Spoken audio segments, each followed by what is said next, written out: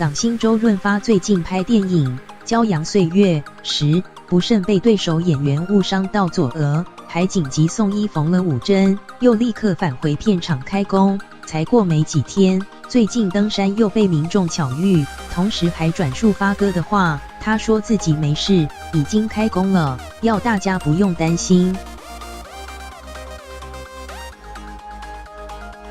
港星周润发有没有医务人员在这里？有没有医务人员在这里？不要动，不要动，不要动！63岁的港星周润发拍新电影《骄阳岁月》，被对手演员误伤，打到左边额头血流止。不过伤势似乎没影响到他的日常作息行程，最近去登山还被民众巧遇。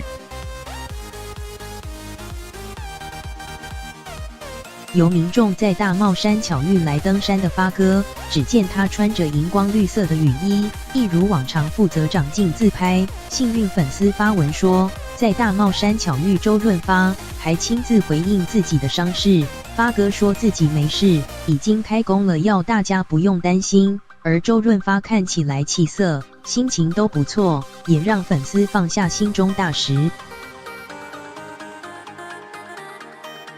港星周润发看伤口有多大，冷静点，冷静点，淡定有钱剩。李宇回顾当天受伤的时候，吓坏现场所有人，倒是周润发依旧很镇定，还不忘讲香港李宇开玩笑，意思是处变不惊，担心影响拍摄进度，说自己去缝几针就回来拍。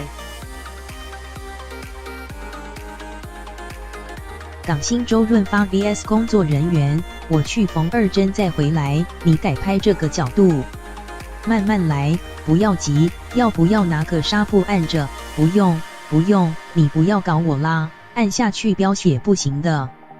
周润发紧急送医之后，伤口缝了5针，休息了2个小时，就随即回到片场拍摄。尽管大家很担心，如今看到发哥照常登山，也用行动证明自己没事，依旧是一尾活龙。